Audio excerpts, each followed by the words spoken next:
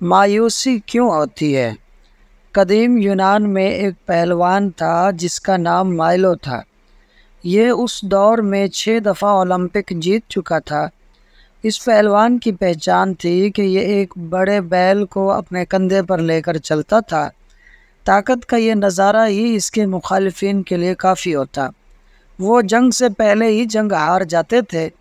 فرض کیا آپ بھی کوڈن گاؤں میں ہوتے اور دیکھتے مائلو ایک بیل کندھے پر اٹھائے چل رہا ہے تو آپ کیا کرتے؟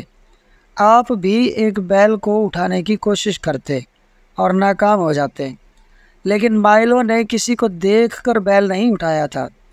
اس نے بیل کے بچے کو سارا دن کندھے پر گھمانے سے یہ سفر شروع کیا تھا۔ تب شاید لوگ اس پر ہنستے ہوں گے۔ روزانہ بیل کے بچڑے کو کندھے پر بٹھا کر گھومنے والے مائلو کی طاقت بیل کے بچے کی بڑھتی جسامت کے ساتھ بڑھتی چلی گئی، یہاں تک کہ اب یہ دیکھنے والوں کے لیے حیرت کے دور میں داخل ہو گئی۔ مائلو اب اس جسامت کا بیل لے کر گھوم رہا ہوتا تھا جس کا دوسرا تصور بھی نہیں کر سکتا تھا۔